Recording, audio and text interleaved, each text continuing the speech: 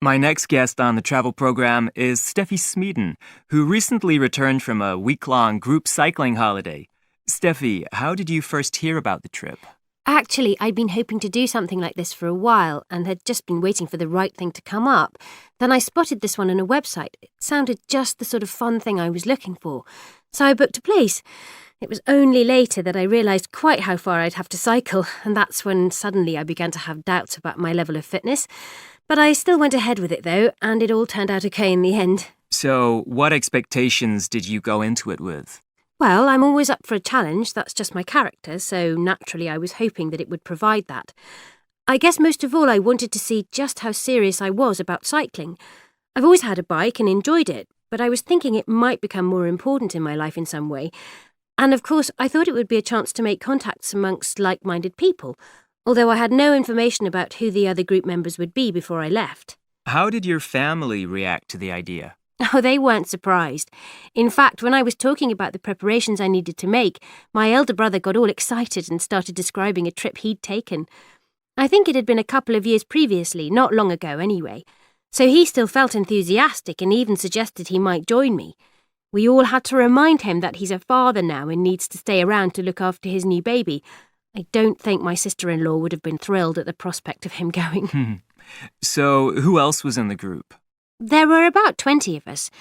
A couple of them had obviously done that sort of thing before, but they showed no signs of impatience with the rest of us who were finding the pace pretty tough. We needed to concentrate on keeping up with those two, though, so any chat was left until the evenings when you needed time to wind down no matter how exhausted and sleepy you were feeling. So, did you make real friends? I hope so. The problem is that we are all in different places and, well, lead busy lives. Several people were taking photos the whole time and agreed to email those to everyone.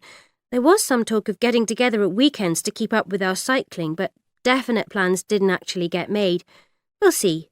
Maybe we'll sign up for the same ride again next year. So, looking back, has it changed you? Oh, yes. You know what was really interesting for me, though? I'm always trying to be very organised, like with my college work and stuff.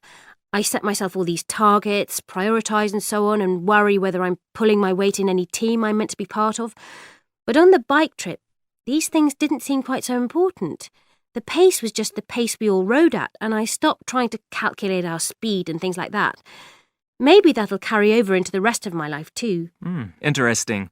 And is it all cycling from now on? Oh no, I'm hoping to go flying. I mean, in a small plane.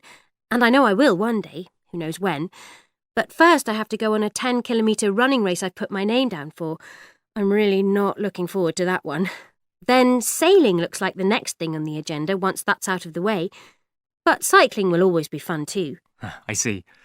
Great talking to you, Steffi.